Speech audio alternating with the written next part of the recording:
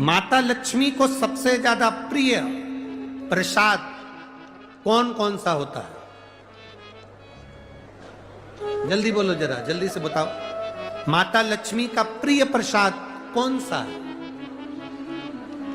कोई कहेगा खीर, कोई कहेगा सीरा हलवा, कोई कहेगा सिंघाड़ा, कोई कहेगा सीताफल, कोई कहेगा फल। पर माता लक्ष्मी के लिए सर्वश्रेष्ठ अगर कोई पकवान है, माता लक्ष्मी के लिए अगर सर्वश्रेष्ठ यदि कोई भोग है, अगर कोई ने किसी दीपावली के दिन अगर लक्ष्मी जी को शहद का यदि भोग लगाया है तो उसके घर में कभी गरीबी नहीं आ सकती, वो उन्नति की ओर बढ़ता है।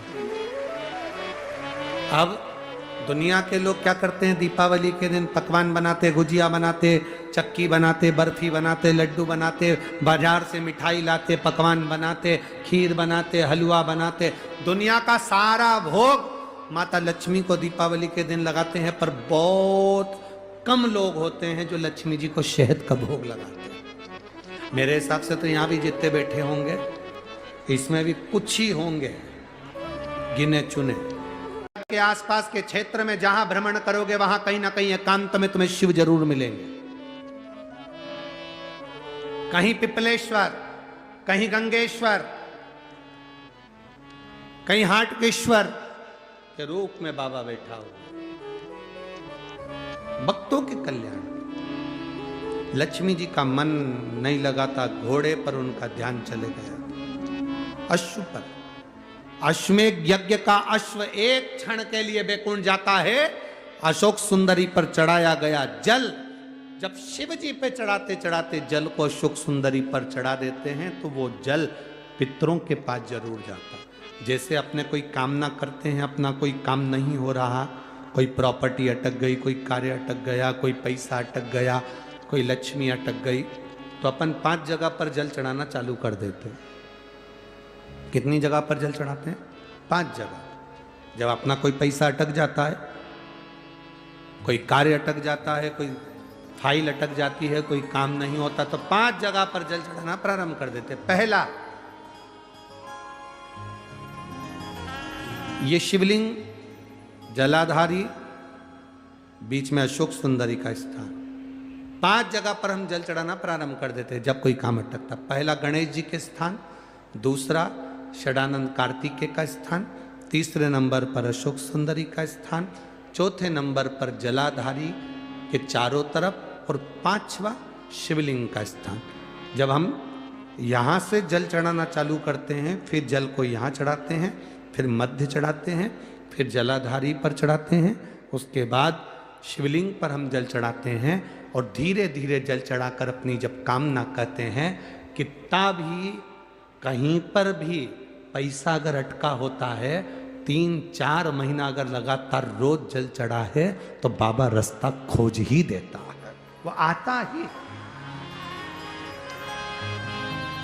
चाहे कोई कंपनी में अटक गया, कोई कहीं अटक गया, या कोई फाइल अटक गई, या कोई कार्य अटक गया, तो बाबा सुनता है, निकालता जो। बस आपका विश्वास दृढ़ होना चाहिए, आपका भरोसा दृढ़ होना चाहिए।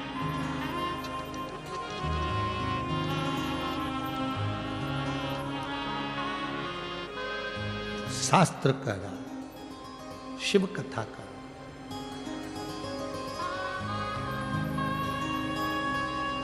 लक्ष्मी जी का ध्यान अश्व पर, घोड़े पर लक्ष्मी का ध्यान। कभी कभी ध्यान भटक जाता है,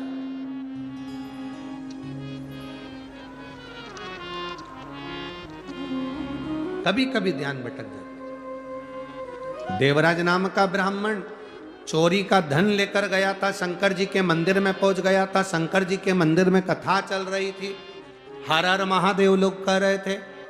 देवराज का मन नहीं लगा, उसका मन केवल चोरी के सामान पर था, और शरीर में जो ताप पड़ रहा था, शरीर में जो बुखार आ रहा था, ताप बढ़ रहा था, उस पर उसका ध्यान।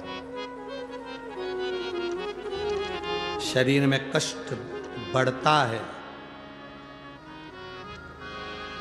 कष्ट बढ़ता है, तो व्यक्ति की भूख समाप्त हो जाती है।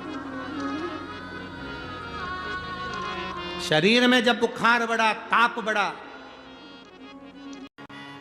दो चीजें अपने अंदर उतार कर रखना। एक, जब अश्वमेध यज्ञ के अश्व को छोड़ा जाता है तो वो एक क्षण के लिए बैकुंठ में आता है।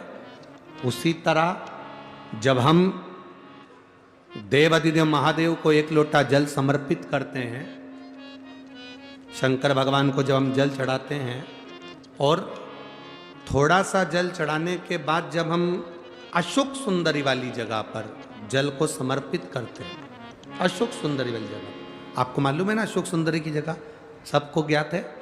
तो अशोक सुंदरी वाली जगह पर हम जल को समर्पित करते हैं।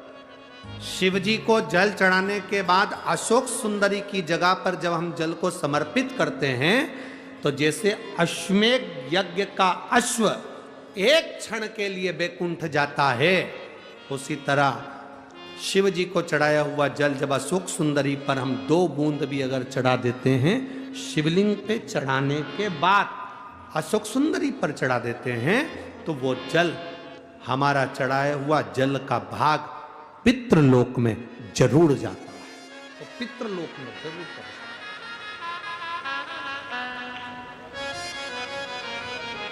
है। यह अशोक सुंदरी का जो जल है, इसका बड़ा महत्व है। और दीपावली की जो 5 दिवसीय पूजन आप कर रहे हैं, उसमें जो पूजन आपने थाली में रखकर करी है, जिसमें 2 सिक्के चांदी का और अपना सादा सिक्का रखकर उसको बांधकर जो पूजन करी है, उसी थाली में वापिस आज 1 कमलगट्टा, 1 हल्दी की गठान, 1 अमरबिल का टुकड़ा और घी के 5 दिए लगाइए। माता लक्ष्मी को पूजन कर कर कंकु, हरौली, हल्दी, मौली, चंदन, चावल, मेहंदी, अबीर, गुलाल, लाल पुष्प आदि से पूजन कर कर माता की आरती करिए भोग लगाकर। और अच्छा मुहूर्त देखकर, लाभ और शुभ घड़ी को देखकर झोली पे सार कर अपनी माता लक्ष्मी को प्रणाम कर कर माता से निवेदन करो, हे माँ, अब आप हमारे घर के अंदर, हमारे भवन में सदा विराजमान रहो। और माता को अपनी झोली में वो 2 सिक्के जो रखे हैं उसको झोली में डाल लीजिए। 1 कमलगट्टा, 1 हल्दी की गठान, 1 अमरबिल का टुकड़ा अपनी झोली में डाल लीजिए और वहाँ से चौकी को, पाटे को हटा दो, थाली को हटा दो और थोड़ा सा हाथ में जल लेकर वहाँ पर पोंछा फेर दो।